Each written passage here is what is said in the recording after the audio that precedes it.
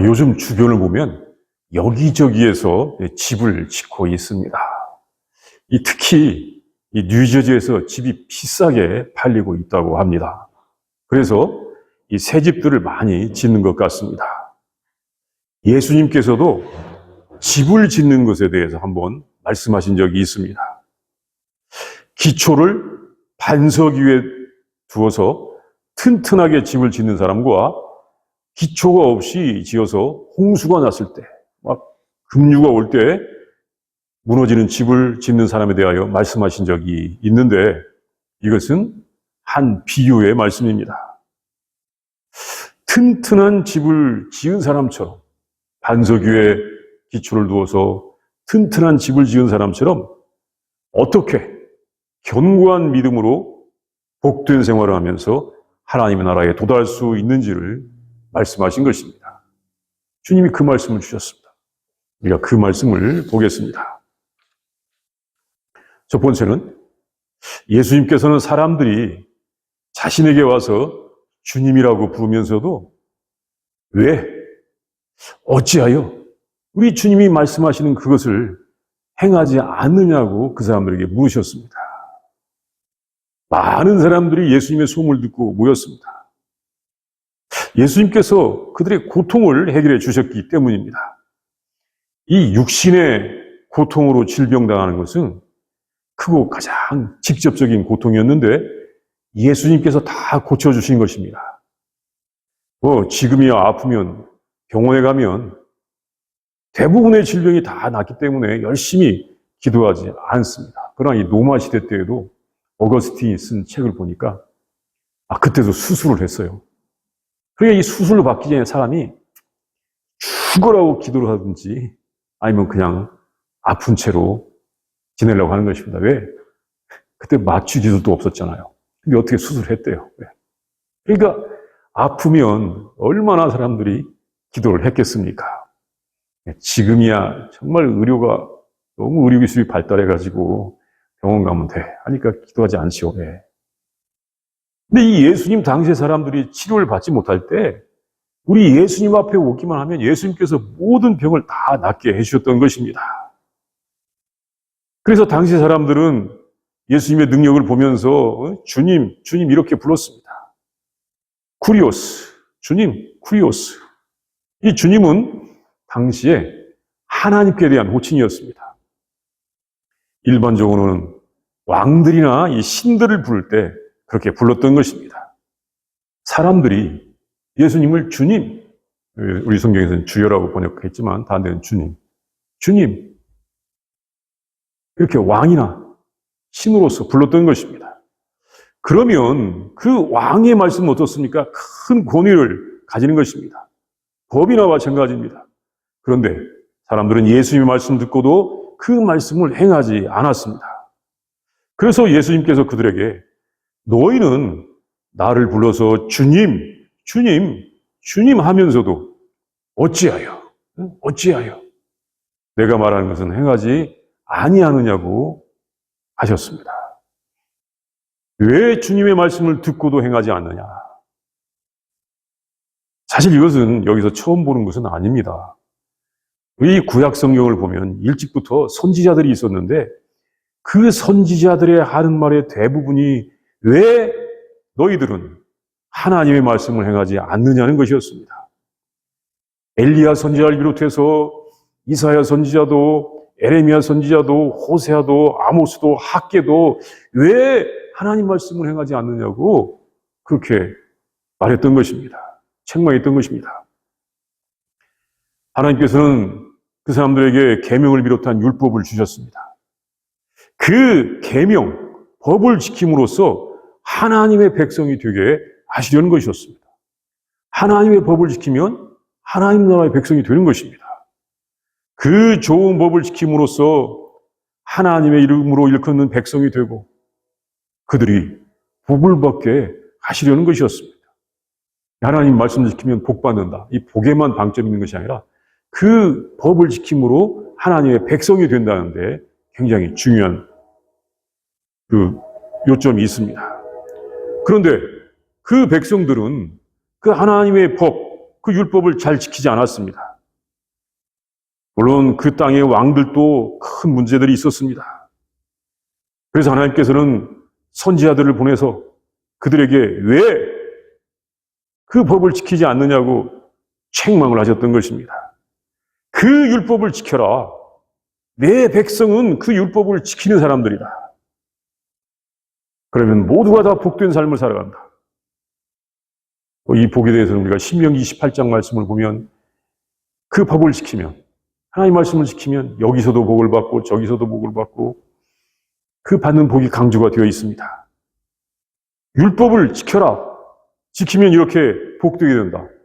지키면 복이 있고 지키지 않으면 저주가 있다. 그 후에 이 선지자들을 통해서 주신 말씀 중에는 이 백성들의 불순종 때문에 저주와 심판이 강조되어 있는 것 같기도 합니다. 물론 이사야서의 말씀에 보면 놀라운 비전의 말씀들도 있어요.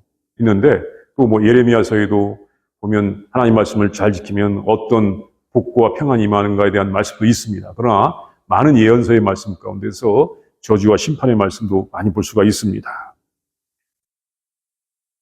그 선지자들은 왜 하나님의 말씀을 지키지 않느냐 이렇게 말했던 것입니다. 하나님께서는 말씀을 주셔서 그 백성들이 복을 누리고 살기를 원하셨습니다. 그들이 다른 민족들 사이에서 하나님의 영광을 드러내고 하나님의 이름을 높이기를 원하셨습니다. 저 사람들은 하나님의 법을 알고 지키기 때문에 정말 위대한 민족이야. 하나님은 위대하신 분이야. 모든 사람이 다 평화롭게 살고 안식을 누리고 있고 모든 사람들이 정말 생명을 누리고 있어. 이런 소문들이 나서 사람들이 하나님의 법으로 모여들기를 원하셨던 것입니다. 그래서 선지자들을 통해서 그 말씀을 지키라고 강조하셨습니다. 하나님의 법을 지키는 나라가 하나님의 나라입니다. 그 백성들이 하나님의 다스림을 받기를 원하셨던 것입니다. 그러나 사람들은 하나님의 말씀을 거부하다가 저주를 받고 말았던 것입니다. 예수님께서도 말씀을 주셨습니다. 그 예수님의 많은 능력을 보고 예수님의 사랑을 받고 모인 사람들에게 말씀을 주셨습니다. 예수님은 하나님께서 하신 말씀을 분명하게 말씀하여 주셨습니다. 모세가 전한 것보다도 모세의 말을 랍비들이 해석한 것보다도 더 분명하게 하나님의 말씀을 전하여 주셨습니다. 하나님의 말씀을 모세가 전한 것하고 다르게 전했다기보다도 사람들의 해석을 잘못한 것. 그래서 예수님이 분명하게 전해주셨던 것입니다.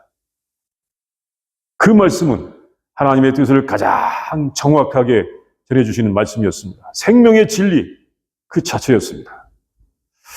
그 말씀들을 예수님 앞에 모인 사람들이 들었습니다. 예수님께서 그들에게 직접 말씀하셨기 때문입니다. 예수님의 말씀의 핵심은 우리가 이 누가복음 6장에서도 보았지만 하나님의 사랑, 이 아가페, 이것이 핵심이었습니다.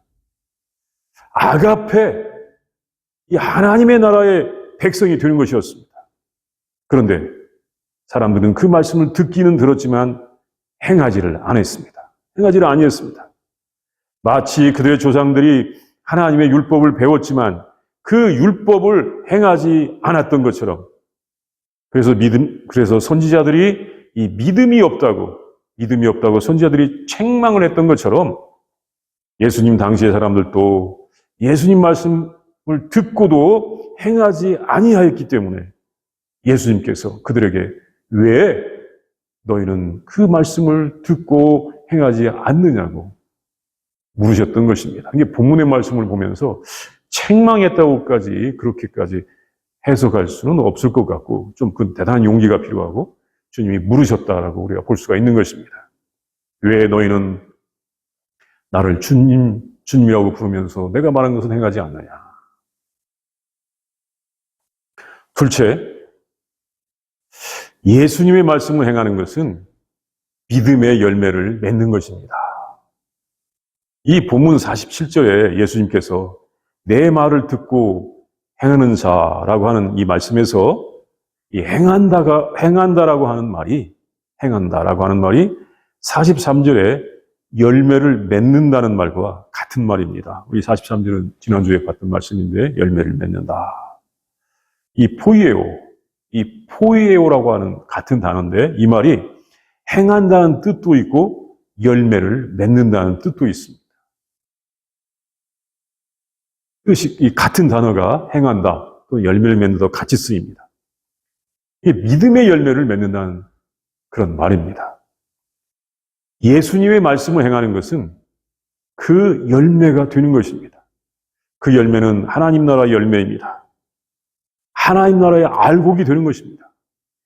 이 추수감사절 때가 되면 알곡이 되는 것에 대하여 더 많은 관심이 있습니다. 쭉정이가 아닌 알곡. 이 알곡은 그 곡간에 들이는데 이것은 구원의 비유입니다. 알곡이 곡간에 들어갑니다. 구원받은 영혼들이 하나님 나라에 모이는 것입니다.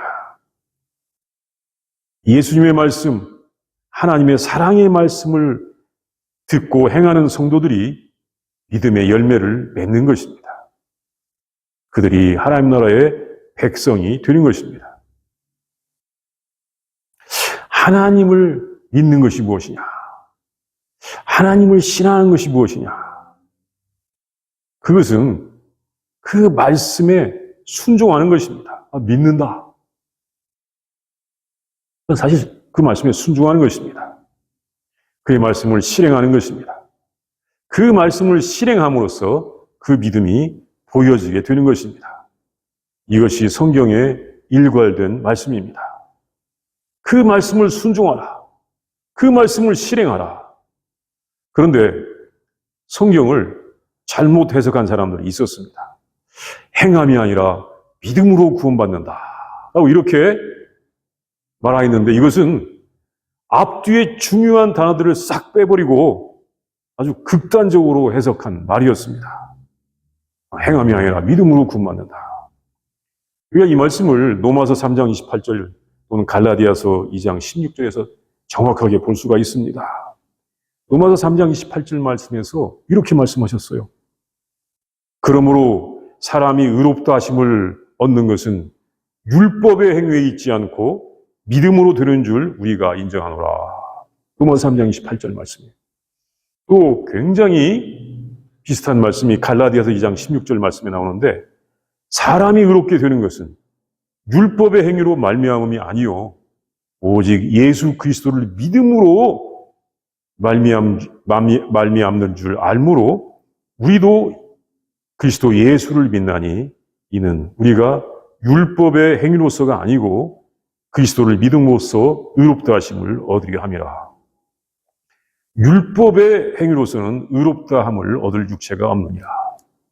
이 로마서 3장 28절 말씀과 갈라디아서 2장 16절 말씀은 내용이 거의 같습니다. 100% 같다고 볼 수가 있습니다.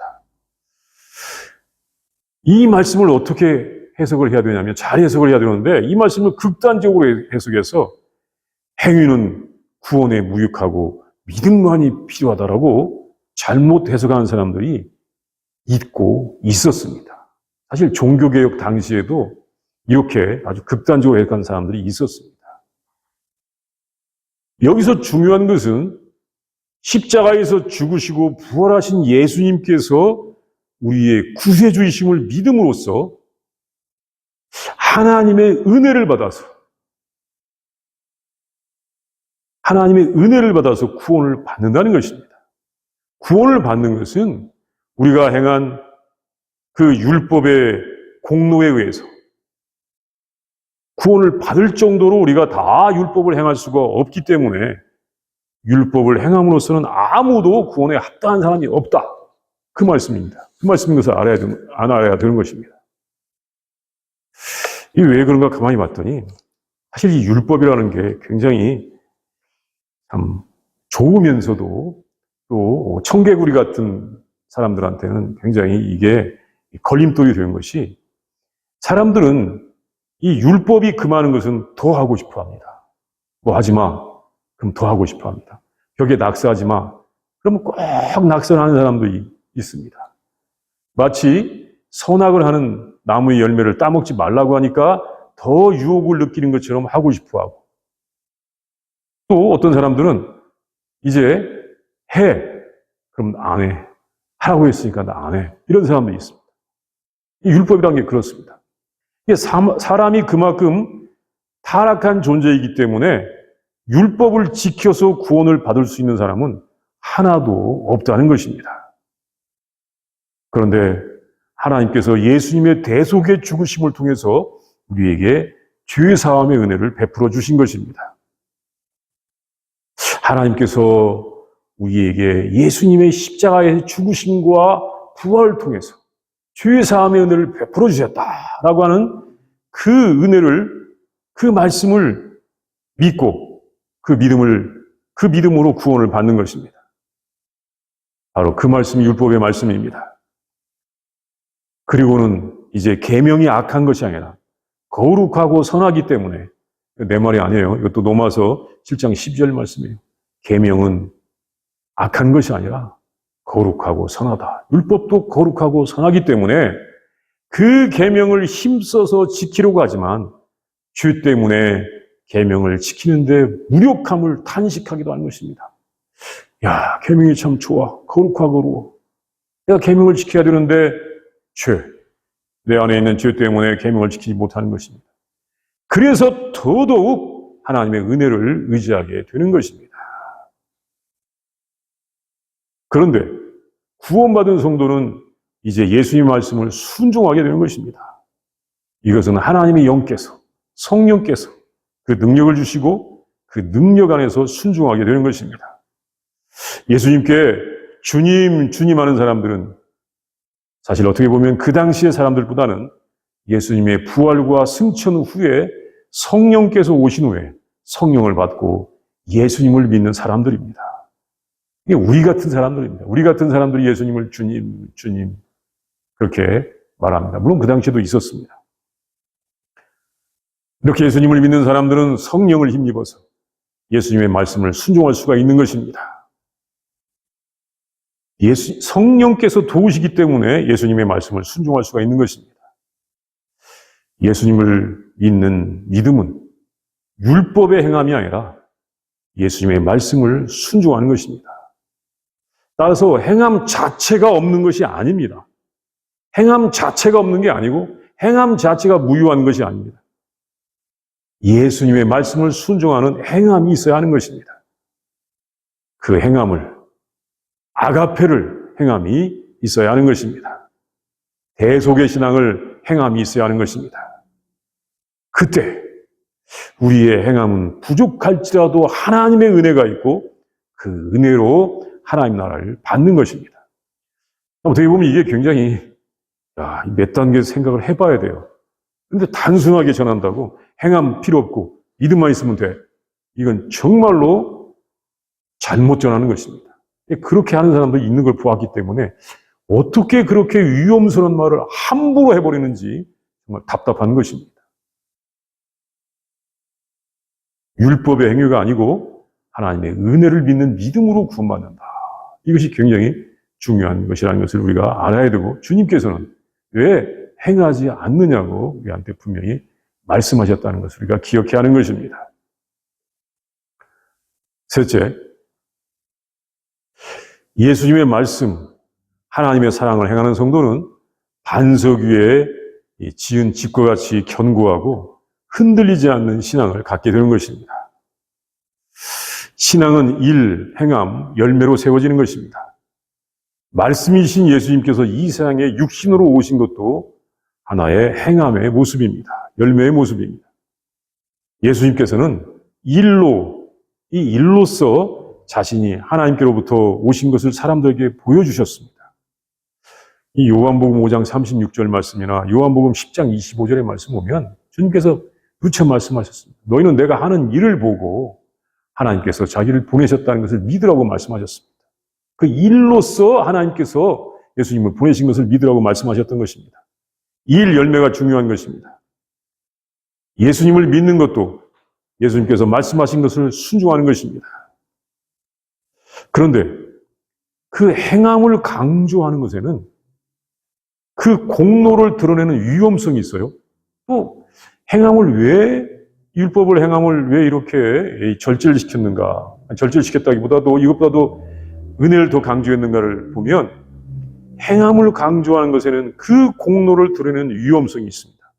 그 공로를 드러내는 것은 교만하게 되는 위험성이 있어요.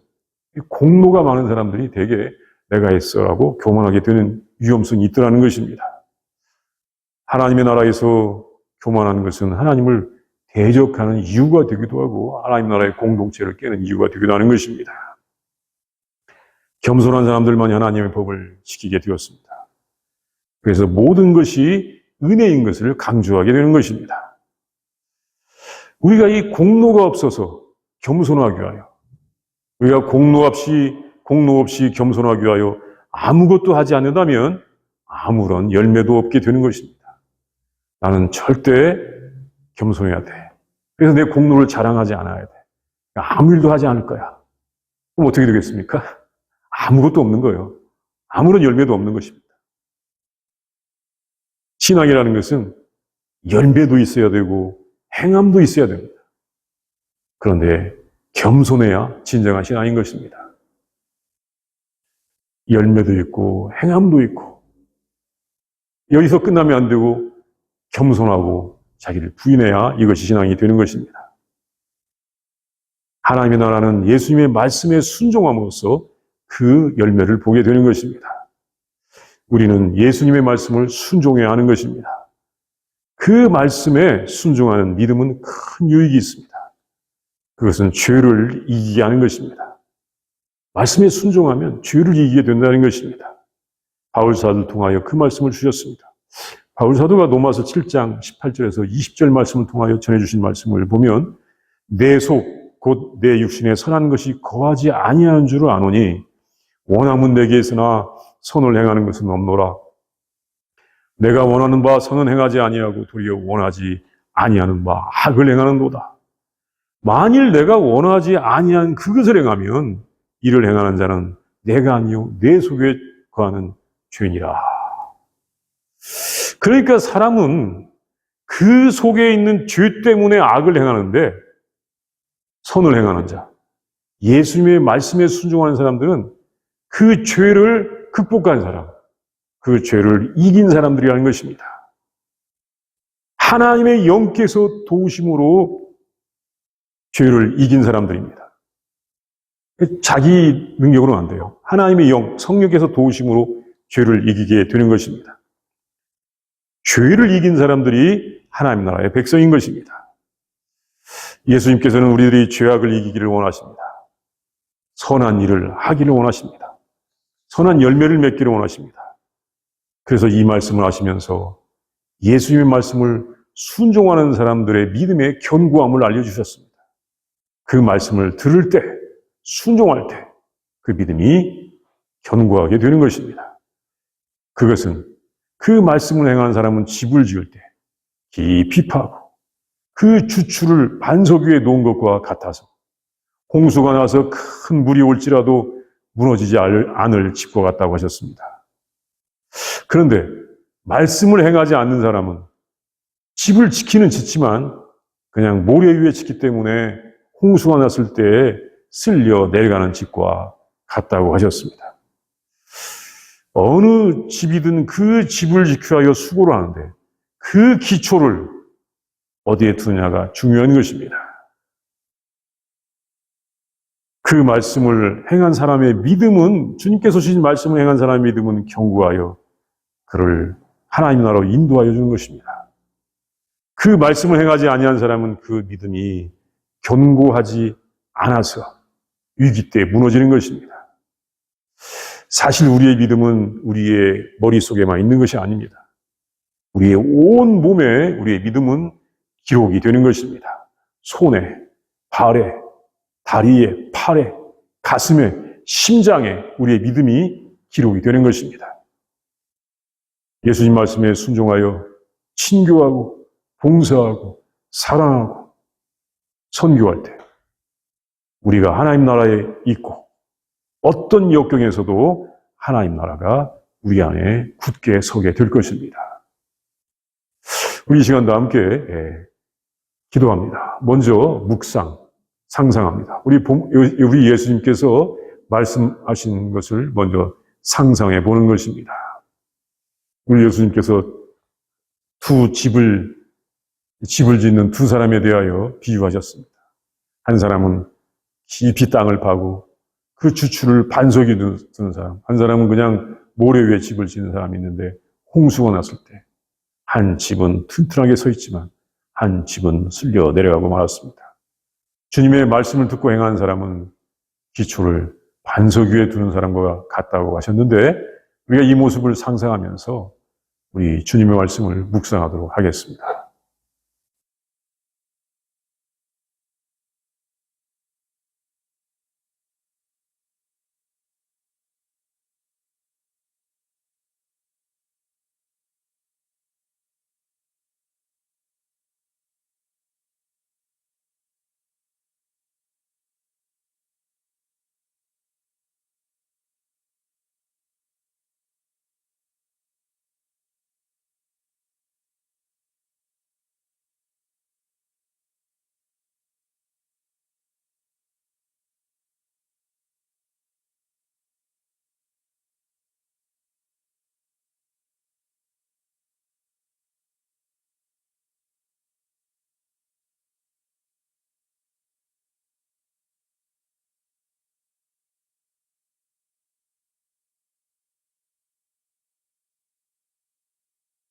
하나님 감사합니다.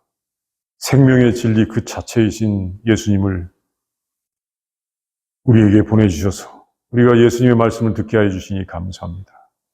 우리가 예수님을 보면서 하나님의 말씀을 가장 분명하게, 가장 정확하게 전하여 주신 것을 믿고 감사를 드립니다. 주님, 그 말씀을 행함 있게 하여 주시옵소서. 그 말씀의 열매가 맺게 하여 그 말씀을 우리를 통하여 열매가 맺히게 하여 주시옵소서.